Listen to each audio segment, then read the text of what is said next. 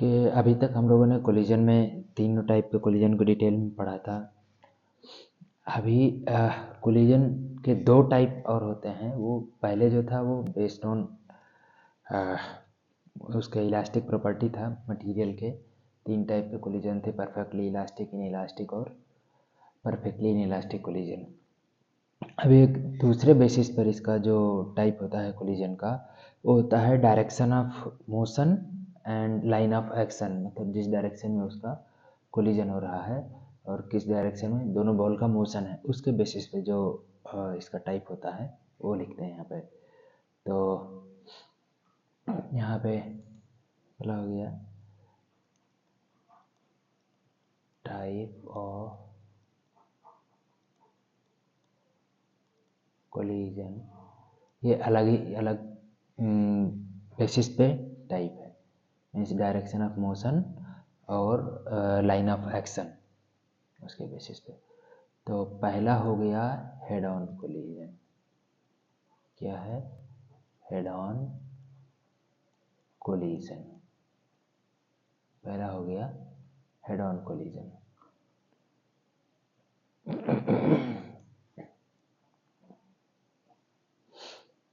Head on collision में क्या होता है, जब डायरेक्शन ऑफ मूवमेंट या डायरेक्शन ऑफ स्पीड, वेलोसिटी, जिस डायरेक्शन में जा रहा है बॉल, उसका डायरेक्शन और लाइन ऑफ एक्शन सेम होते हैं, तो उसको हेड ऑन कोलिजन बोला जाता है। इसको हम जैसे यहाँ पे फिगर में बना के बता देते हैं। इसका फिगर देखिए। सपोज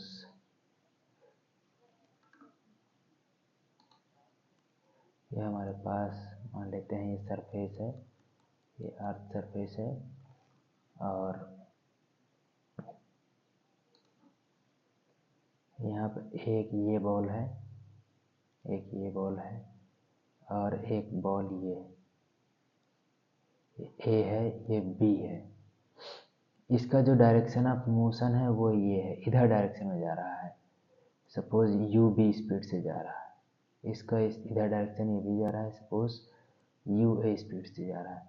और जब कोलिजन होगा तो इस पॉइंट पर कोलिजन होगा, और लाइन ऑफ एक्शन किधर होगा उसको अगर बनाएंगे, लाइन ऑफ एक्शन मीन्स जिस पॉइंट पे कोलिजन हो रहा है उस पॉइंट पे नॉर्मल खींचना है जो दोनों के सेंटर से जाएगा। तो ये दोनों पैरेलल हैं। यहाँ पे बोल सकते हैं कि line of action, line of action and direction of motion of balls is same है। या फिर बोल सकते हैं कि दोनों लाइन पैरेलल है, बोल सकते हैं बोथ लाइन्स आर पैरेलल, ये बोल सकते हैं। तो इसको हेड ऑन कोलिजन बोलते हैं। जो सेकंड टाइप का कोलिजन है वो होता है ऑब्लिक कोलिजन। क्या है?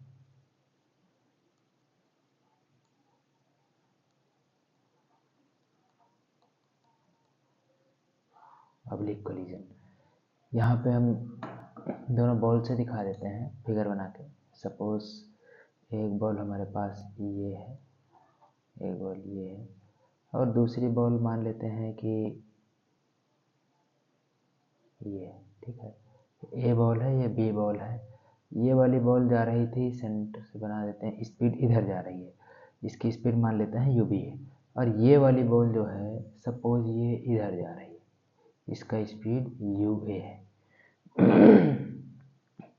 यहाँ पर जो होगा इन दोनों का स्पीड अलग अलग डायरेक्शन में है, एक ही डायरेक्शन में नहीं है। और जहाँ ये कोलिजन वाला पॉइंट है, जहाँ पर दोनों टच कर रहे हैं, वो ये पॉइंट है, कोलिजन वाला ये पॉइंट है। और जो इसमें लाइन ऑफ एक्शन होगा, मीन्स जो कोलिजन जहाँ हो रहा है, तो अगर वो लाइन खींचेंगे तो वो इधर जाएगा,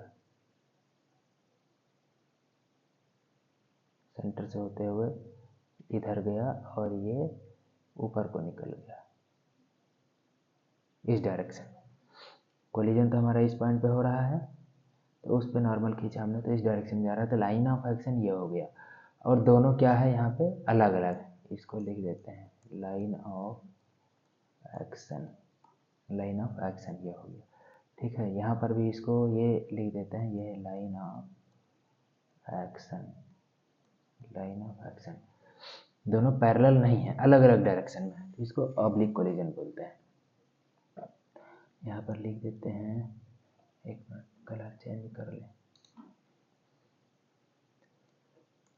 line of action and direction of motion, direction of motion of balls is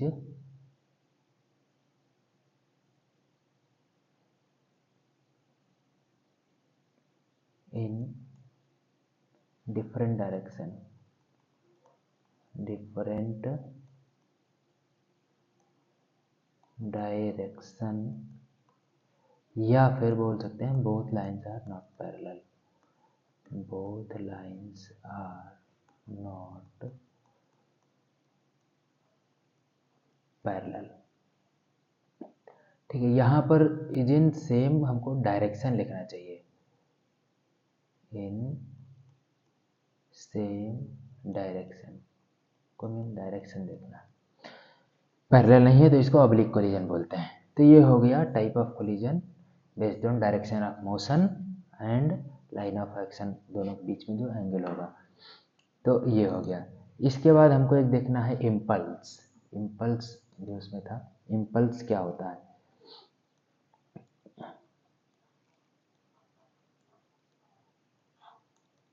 impulse,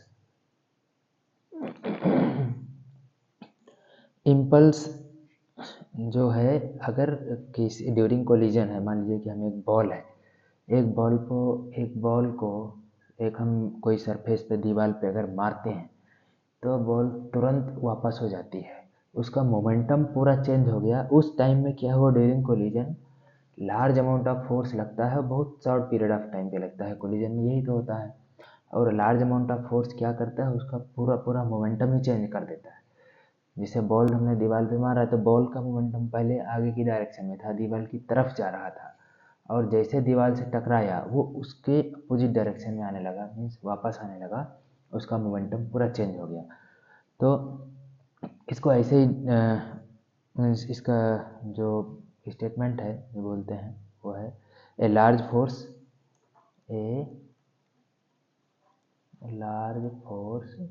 acting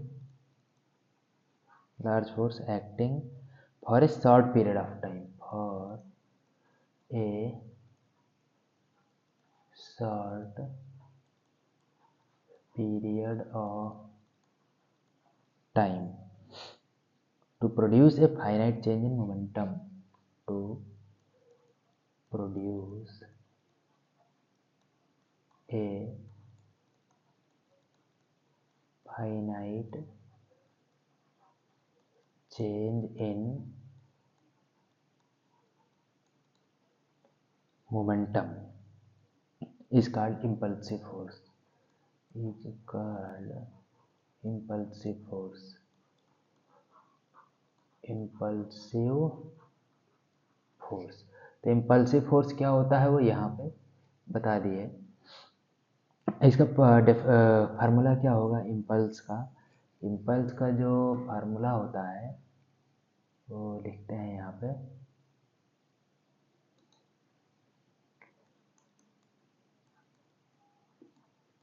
impulse हो जाएगा, फोर्स लग रहा फोर्स है और शॉर्ट पीरियड ऑफ टाइम है, तो दोनों का जो मल्टीप्लाई होगा उसी को इम्पल्स बोलते हैं। ये हो गया फोर्स जो लग रहा है into time period, time duration, into time duration, जितनी देर के लिए ये फोर्स लग रहा है। और हमने जो पढ़ा था जो न्यूटन सेकंड लॉ से आता है, वहाँ से आता है कि delta P is equal to integration F dot D T, ये हम पढ़ते हैं, एफ अप्लाइड जो फोर्स लग रहा है as per Newton second law, उसके हिसाब से आता है। तो डेल्टा पी क्या है यहाँ पे, ये चेंज इन मोमेंटम है, चेंज इन मोमेंटम है, ठीक है। और एफ अप्लाइड क्या है, जो फोर्स लग रहा है, एफ अप्लाइड जो है ये external, net external applied force है, net external applied force, net external applied force है, ठीक है। और डी टी क्या है, टाइम ड्यूरेशन है, जितना टाइम के लिए लग रहा है, ठीक है, उसको हम लिखते हैं। तो यहाँ पर जो इम्पल्स है, इम्पल्स को हम डेल्टा पी बोल सकते हैं, चेंज इन मोमेंटम, क्योंकि वो भी एफ डॉट डी टी के बराबर है, फोर्स इनटू टाइम ड्यूरेशन के is equal to change in momentum, change in momentum is equal to क्या बोल सकते हैं, एफ अप्लाइड जो भी लग रहा है फोर्स डॉट डी टी, जितना देर के लिए लग रहा है, इससे हम निकाल सकते हैं। यहाँ पे एक बार और लिख देते हैं, impulse is equal to delta P is equal to F applied dot D T. तो ये इम्पल्स हो गया, इम्पल्स का फार्मूला। यहाँ तक था कोलिजन का पार्ट। इसके बाद में हम देखेंगे कि कॉमन फोर्सेस कौन कौन से लगते हैं मैकेनिक्स में। इसके जो फोर्स हैं उसके बारे में तो हम डिटेल में आगे पढ़ेंगे, हर एक फोर्स के बारे में, उसका एप्लीकेशन भी देखेंगे, लेकिन पहले ये देख लेते हैं कॉमन फोर्सेस कौन कौन से हैं, ठीक है। तो कॉमन फोर्सेस इन मैकेनिक्स, जो हम मैकेनिक्स पढ़ रहे हैं उसमें कौन कौन से फोर्सेस का यूज आएगा, या कौन कौन से फोर्सेस लगते हैं नॉर्मली। तो कहीं ना कहीं आगे चैप्टर में हम इनके बारे में डिटेल में पढ़ेंगे, या इसका क्वेश्चंस करेंगे और देखेंगे इनका कैसे यूज होता है। तो पहले तो हम देखते हैं फोर्स क्या होता है। फोर्स को जो डिफाइन करते हैं, force is simply defined as push और pull effect on a object. इसको मैं लिख देता हूँ, force is simply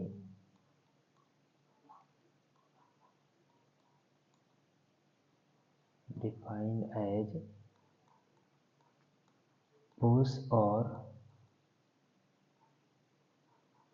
pull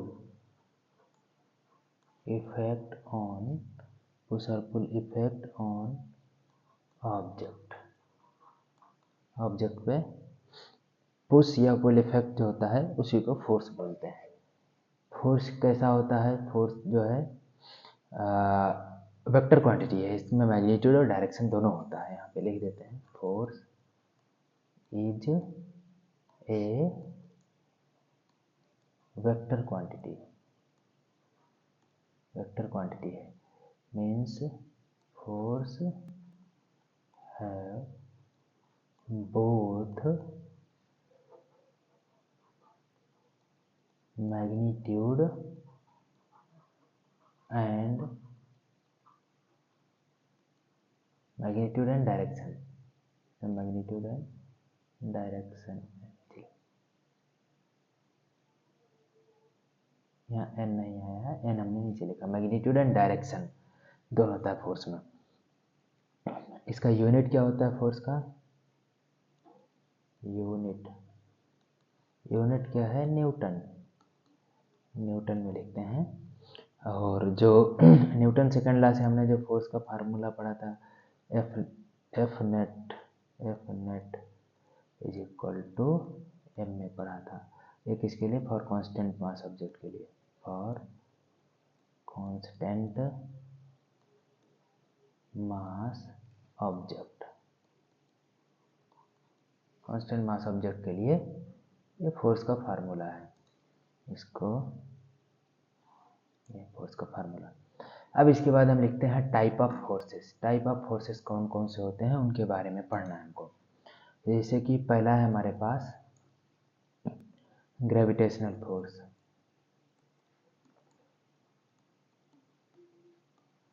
gravitational force, gravitational force में ग्रेविटेशनल फोर्स एक चीज ये जानना है इसमें पहले तो ये होता क्या है। ये जो दो ऑब्जेक्ट हैं जिनके पास मास है वो एक दूसरे को खींचते हैं ड्यू टू ग्रेविटी, एक दूसरे को खींचते हैं, उसको हम ग्रेविटेशनल फोर्स बोलते हैं। यहाँ पर लिख देते हैं इस चीज़ को, पुल इफेक्ट। पुल, हाँ, ग्रेविटेशनल फोर्स क्या होता है, pull objects with mass toward each other, with mass, objects with mass toward each other। कोई भी दो ऑब्जेक्ट हैं या तीन ऑब्जेक्ट हैं, अगर उनके पास मास है, जितने भी ऑब्जेक्ट हैं सब आपस में एक दूसरे को खींचते हैं। इसमें ध्यान रखना है, इसमें रिपल्सिव फोर्स नहीं होता है, केवल अट्रैक्टिव फोर्स होता है, इसलिए पुल लिखा है, पुश नहीं लिखा हुआ है। अर्थ पे जितने भी ऑब्जेक्ट हैं सारे के सारे ग्रेविटेशनल फोर्स एक्सपीरियंस करते हैं ड्यू टू अर्थ। यहाँ पर लिखते हैं every object on Earth experience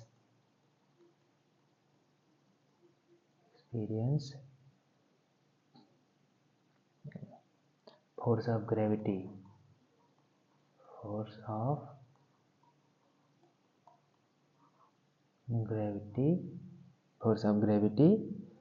due to अर्थ।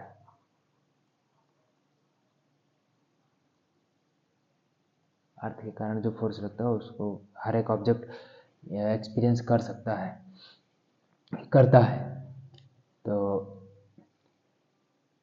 अब चूंकि ऑब्जेक्ट जितने भी अर्थ पे सबके पास कुछ ना कुछ मास होता है, अर्थ का अपना मास है ही है, दो मास है, दोनों एक दूसरे को खींचते हैं जो कि ग्रेविटेशनल फोर्स से खींचते हैं, और हर एक ऑब्जेक्ट पे ग्रेविटी फोर्स लगता है अर्थ की तरफ, तभी वो उसकी तरफ खींचा रहता है और अर्थ पे रुका रहता है। इसी कारण से एटमॉस्फेयर भी अर्थ के चारों तरफ है, और जो भी सजीव और निर्जीव थिंग्स हैं, लिविंग थिंग्स हैं, नॉन लिविंग थिंग्स हैं, वो अर्थ के ऊपर मौजूद हैं, क्योंकि अर्थ उनको अपनी तरफ खींच के रखती है। इसका जो फार्मूला होता है ग्रेविटेशनल फोर्स का, फार्मूला लिख देते हैं, F इक्वल टू होता है G(m1m2) बटा r²। F तो फोर्स हो गया यहाँ पे, एक मिनट इसको हम कलर चेंज करते हैं। F क्या हो गया, F हो गया ये ग्रेविटेशनल फोर्स हो गया, ये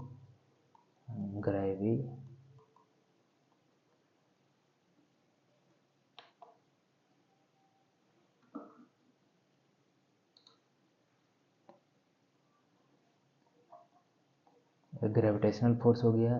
G क्या है, यूनिवर्सल ग्रेविटेशनल कांस्टेंट होता है, universal gravitational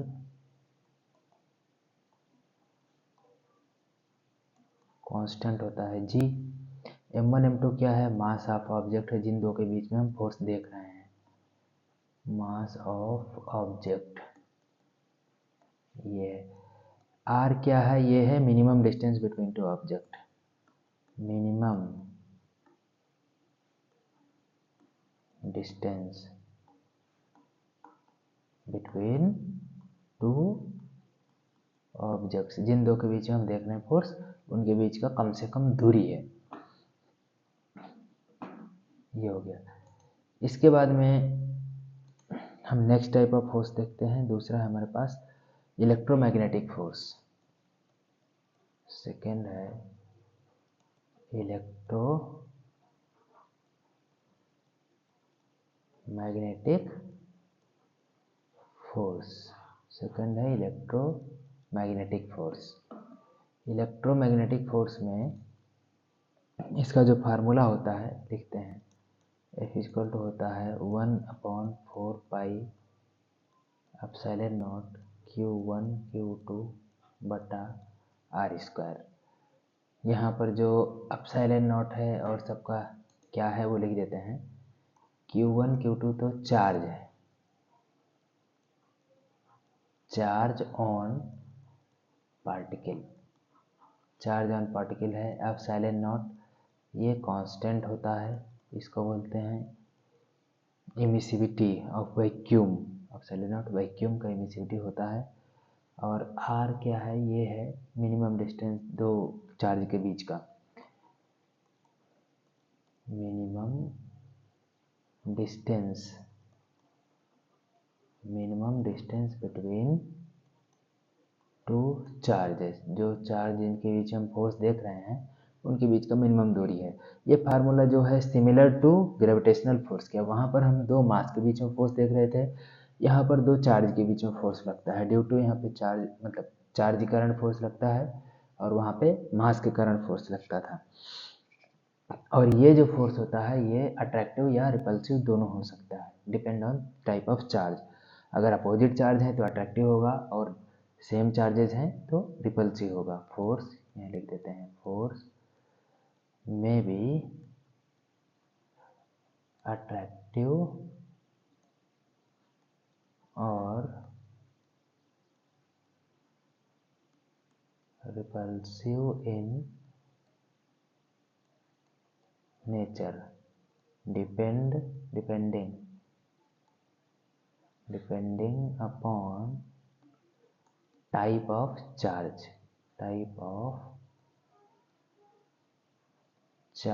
on two particles. दोनों पार्टिकल पे कैसा चार्ज है उस पर डिपेंड करता है कैसा फोर्स लगेगा। अगर अपोजिट चार्ज है तो अट्रैक्ट करेंगे और अगर सेम टाइप चार्ज है तो रिपल्सिव होगा। इनको हम डिटेल में जब चैप्टर में पढ़ेंगे तो बहुत डिटेल में इनको सबको समझेंगे। तो अभी केवल एक समझने के लिए कि कौन कौन से टाइप के फोर्स होते हैं वो हम यहाँ पे बता रहे हैं। इसके बाद है तीसरा है फ्रिक्शन को भी अलग से पूरा डिटेल में पढ़ना है, इसके ऊपर क्वेश्चंस भी करना है, अभी केवल इसको शॉर्ट में देखना है। फ्रिक्शन का फार्मूला जो होता है फोर्स का, फ्रिक्शन फोर्स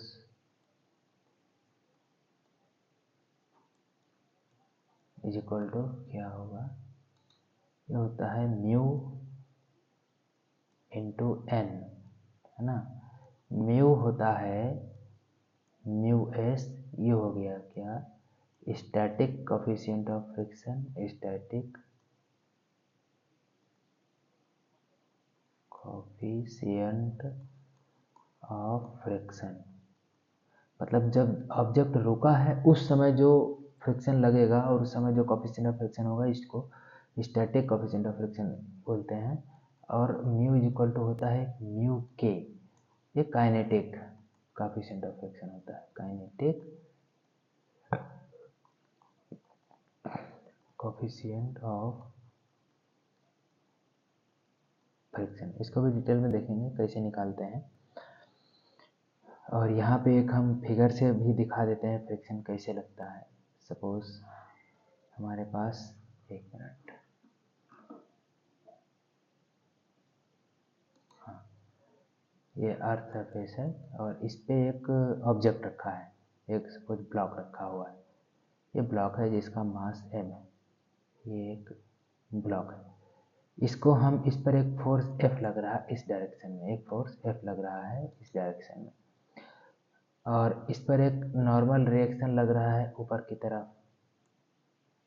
नीचे की तरफ क्या लगेगा, mg लगेगा। और इस पर फ्रिक्शन कैसे लगेगा, आगे की तरफ खींच रहा है तो अर्थ इसको पीछे की तरफ खींचने की कोशिश करेगा ताकि ये ना जाए। तो इस पर जो फ्रिक्शन फोर्स लगेगा वो इधर लगेगा, ये हो जाएगा फ्रिक्शन। और जो ये फ्रिक्शन एक्शन हो गया तो अर्थ पे लगेगा रिएक्शन, अर्थ पे लगेगा, ये फ्रिक्शन के बराबर ही फोर्स लगेगा, इसको बोलेंगे रिएक्शन हो गया ये, है ना। और ये एक्शन हो गया, ये एक्शन फोर्स हो गया। मतलब अर्थ पे उतना ही force equal and opposite direction में लगेगा जितना फ्रिक्शन फोर्स मास पे लगेगा पीछे की डायरेक्शन में। तो यहाँ पर जो फ्रिक्शन फोर्स हम लिख सकते हैं, friction force is equal to mu into N लिख सकते हैं, ठीक है। इसके बाद अगला है टेंशन फोर्स, अगला है टेंशन फोर्स, चौथा।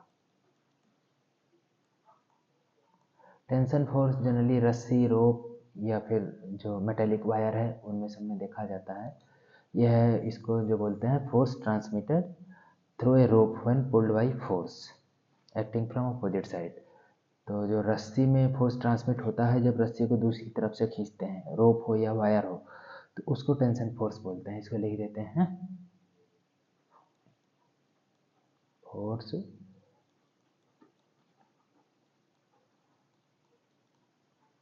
transmitted through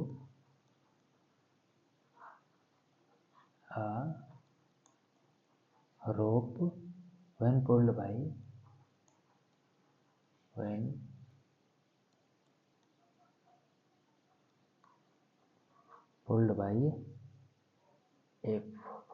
force acting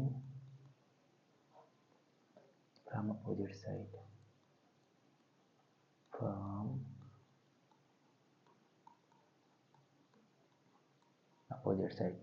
दूसरे साइड से जो फोर्स लग रहा है उसको ट्रांसमिट होता है फोर्स, उसी को टेंशन फोर्स बोलते हैं रस्सी में। ये कैसा होता है? ये ऑलवेज टेंसाइल इन नेचर होता है, ऑलवेज टेंसाइल इन नेचर। ये चीज़ देखने वाला है। रस्सी में कभी भी कंप्रेसिव फोर्स नहीं होता है। लाइक मान लेते हैं कोई भी एक रस्सी है, सपोज ये हमारा पास, मान लेते हैं कि ये एक सरफेस है, यहाँ से हमने ये सरफेस है, यहाँ से एक रस्सी बांधी। इस रस्सी को कोई यहाँ पे व्यक्ति है और ये इस रस्सी को खींच रहा है, इधर की तरफ फोर्स F लगा रहा है, तो रस्सी में टेंशन आएगा, इधर टेंशन T आएगा, इधर भी टेंशन T आएगा। रस्सी में जो फोर्स ट्रांसमिट होगा उसको हम टेंशन फोर्स बोलेंगे। ठीक है, इसके बाद है अगला स्प्रिंग फोर्स। टेंशन फोर्स को आगे हम इसका पूरा रोप एंड पुली सिस्टम होता है उसमें सब में पढ़ेंगे, टेंशन को इसका एप्लीकेशन देखेंगे। अगला है स्प्रिंग फोर्स।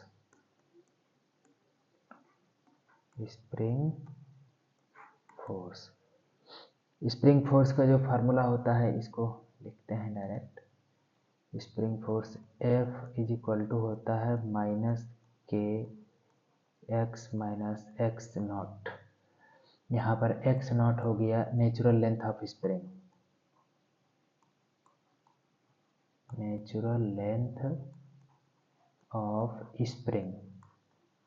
स्प्रिंग की नेचुरल लेंथ हो गया, और x हो गया लेंथ आफ्टर एक्सटेंशन या कंप्रेशन।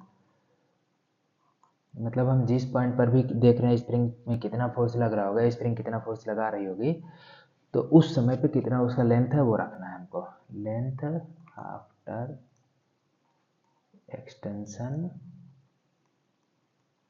और कंप्रेशन, या फिर उसको दबाने के बाद में जो आएगा उसका लेंथ।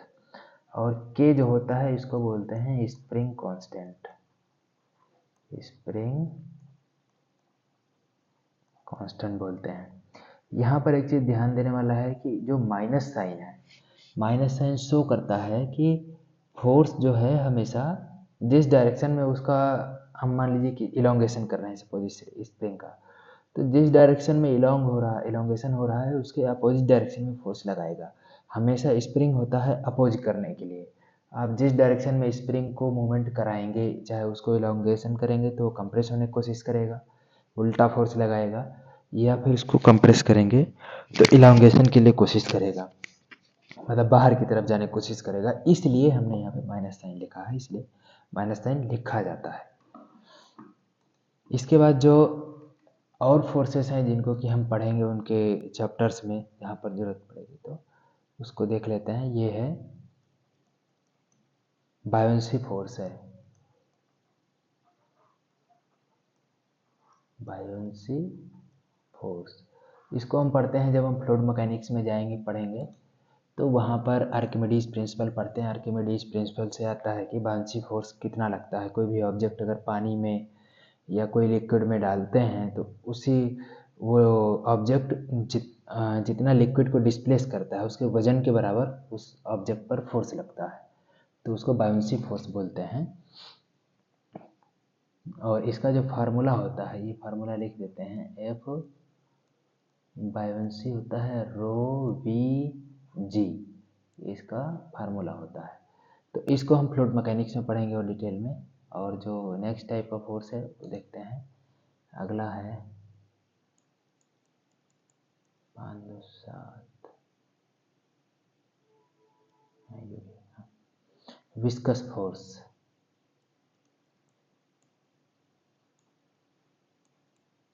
विस्कस फोर्स है, एयर रेसिस्टेंस फोर्स है, एयर रेसिस्टेंस फोर्स है। विस्कस फोर्स तो फ्लूइड मैकेनिक्स में भी पढ़ते हैं कि विस्कोसिटी के कारण जो फोर्स लगता है, कोई भी ऑब्जेक्ट अगर लिक्विड में चल रहा है तो उसके उस पर जो फोर्स लगाएगा लिक्विड, उसका कितना फोर्स होगा, वो विस्कस फोर्स होता है, वो देखेंगे। एयर रेसिस्टेंस फोर्स का एप्लीकेशन भी देखेंगे, इसका कुछ क्वेश्चंस करते हैं। और जो नेक्स्ट टाइप का है न्यूक्लियर फोर्स।